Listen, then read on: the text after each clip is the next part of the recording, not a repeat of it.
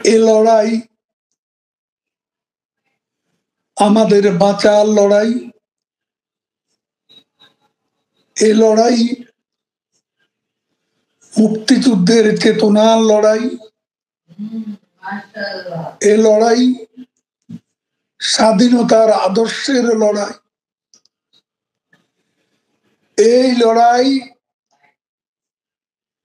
বাঙালি জাতির আবহমান কালের ঐতিহ্য, ইতিহাস, সংস্কৃতিকে পুনরুজ্জীবনের আহ্বান এখানে নিহিত। আমরা আরো কঠিন প্রোগ্রামে যাব। দমন নিপীড়ন অনেক হয়েছে, আমরা দমন নিপীড়নে ভয় পাই না।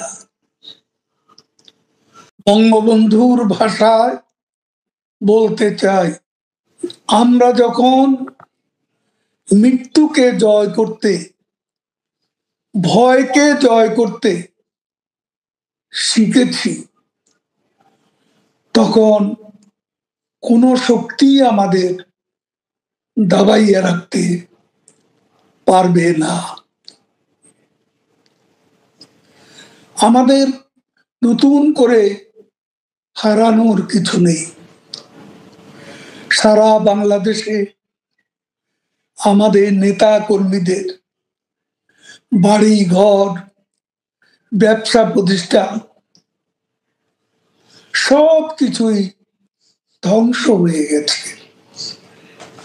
মব সন্ত্রাস আমাদের লক্ষ লক্ষ পরিবারকে নিঃস্ব করে দিয়েছে।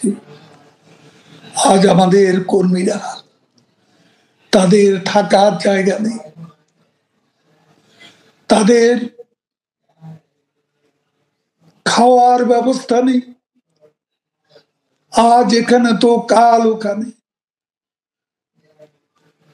ঘর হারিয়ে, নিজেদের ঠিকানা হারিয়ে আজ বঙ্গবন্ধু কন্যা শেখ হাসিনার ডাকে আমাদের তৃণমূলের কর্মীরা আজ মরণপণ যুদ্ধে লিপ্ত হয়েছে। সবই তো গেছে, ধ্বংস করে দিয়েছে। বাংলাদেশে ঢাকা সহ কোথাও আমাদের দলীয় অফিস নেই বললেই চলে, সব ধ্বংস হয়ে গেছে। ভাঙচুর, লুটপাট, আমাদের অসংখ্য কর্মী মব সন্ত্রাসে দুনিয়া থেকে বিদায় নিয়েছে। লক্ষ লক্ষ নেতা কর্মী, আমাদের মন্ত্রী এমপি সহ অসংখ্য নেতা কর্মী কারাগারে মানবেতর জীবন যাপন করছে। তাই আমরা আজ শপথ নিয়েছি, বিজয় ছিনিয়ে আনতে হবে। স্ফুলিঙ্গ থেকে প্রতিরোধের দাবানল ছড়িয়ে বিজয় ছিনিয়ে আনতে হবে। এবং এই প্রতিজ্ঞা, এই শপথে আমরা যতক্ষণ না এই অবৈধ দখলদার সরকারকে উৎখাত করে স্বাধীন বাংলাদেশের স্বপ্ন যাত্রায় গোটা জাতিকে আবার ফিরিয়ে দিতে পারব, আমাদের নেত্রী বাংলাদেশের জনগণের আশা আকাঙ্ক্ষার প্রতি শেখ হাসিনাকে সমহিমায় স্বদেশ প্রত্যাবর্তন নিশ্চিত করতে পারব, ততদিন পর্যন্ত আমাদের সংগ্রাম চলবে। আমরা সর্বশেষ চূড়ান্ত পর্যায়ে আমরা লং মার্চ টু যমুনা এই কর্মসূচি নিয়ে আমাদের নেত্রী যখন ডাক দেবেন, আওয়ামী লীগ একটা পরিবার, এই পরিবারের অভিভাবক আমাদের নেত্রী বঙ্গবন্ধু কন্যা শেখ হাসিনা এখনো বেঁচে আছে। প্রতিদিনই তিনি বাংলাদেশের কোনো না কোনো জেলা উপজেলার সাথে বিভিন্ন গ্রুপে যুক্ত হচ্ছেন, কর্মীদের খোঁজখবর নিচ্ছেন। প্রতিদিনই যারা অত্যাচারিত হচ্ছে, গ্রেপ্তার হচ্ছে, তাদের তালিকা বিভিন্ন নেটওয়ার্কে আমাদের কাছে চলে আসছে, আমাদের নেত্রীর কাছে পৌঁছে গেছে। আমরা এখন যেখানে আছি, যে অবস্থায় আছি, আমাদের যতটুকু সাধ্য তা দিয়ে আমাদের সেই জেলে যে কর্মীরা আছে তাদের খোঁজ খবর নেওয়া হচ্ছে এবং তাদের আইনি সহায়তা দেওয়ার সর্বাত্মক চেষ্টা আমাদের মধ্যে আছে। পরিস্থিতির মধ্যে, পরিবেশের মধ্যে একত্রিত করা এটাও খুব ডিফিকাল্ট টাস্ক ছিল। তবে আমরা আমাদের নেত্রীর নির্দেশনা, আমাদের যাবতীয় খামতি বা আমাদের ডিফিসিয়েন্সি, যে ঘাটতি, সেগুলো পূরণের জন্য যথাসাধ্য চেষ্টা চালিয়ে যাচ্ছি। সম্মানিত উপস্থিতিবৃন্দ, ১.৫ দশকের ফ্যাসিবাদী চক্রের কবল থেকে দেশকে মুক্ত করতে গিয়েও অসংখ্য অগণিত মানুষ জীবন দিয়েছেন। মাত্র সেদিনের কথা, শুধুমাত্র জুলাই আগস্টেই শহীদ হয়েছেন ১৫০০-এরও বেশি মানুষ। ফ্যাসিবাদ পতনের আন্দোলনে ছাত্র, জনতা, নারী, পুরুষ, কৃষক, শ্রমিক, সকল শ্রেণী পেশার মানুষ কেন রাজপথে সেদিন নেমে এসেছিলেন? আমাদের জানা থাকা দরকার, জনগণ কিন্তু রাষ্ট্র এবং রাজনীতিতে নিজেদের অধিকার প্রতিষ্ঠার জন্যই সেদিন রাজপথে নেমে এসেছিলেন। একজন রাজনৈতিক কর্মী হিসাবে আমি মনে করি, অবশ্যই কোনো একটি নির্দিষ্ট রাজনৈতিক দল বা গোষ্ঠীর অধিকার প্রতিষ্ঠা কিংবা রাজনৈতিক দর কষাকষির করার সুযোগ সৃষ্টি করে দেওয়ার জন্য হাজারো লাখো মানুষ রাজপথে জীবন বিলিয়ে দেয়নি। সম্মানিত উপস্থিতিবৃন্দ, জনগণের অধিকার প্রতিষ্ঠার জন্য জনগণের সরাসরি ভোটে জনগণের কাছে জবাবদিহিমূলক সরকার প্রতিষ্ঠার ক্ষেত্র যখন প্রস্তুত হচ্ছে, আমরা খেয়াল করে দেখছি তখন কয়েকটি রাজনৈতিক দল অন্তর্বর্তীকালীন সরকারের দুর্বলতার সুযোগ নিয়ে কার্যত গণতান্ত্রিক জনগণের রাজনৈতিক অধিকার প্রতিষ্ঠার বিরুদ্ধেই মনে হয় অবস্থান নিচ্ছে বা নিয়েছে। আমি একজন রাজনৈতিক কর্মী হিসাবে আমার দলের পক্ষ থেকে আবারও ফ্যাসিবাদ বিরোধী আন্দোলনের সহযোগীদের এখানে সেই সহযোগীদের, আমাদের আন্দোলনের রাজপথের বহু সহযোগী আজ উপস্থিত আছেন।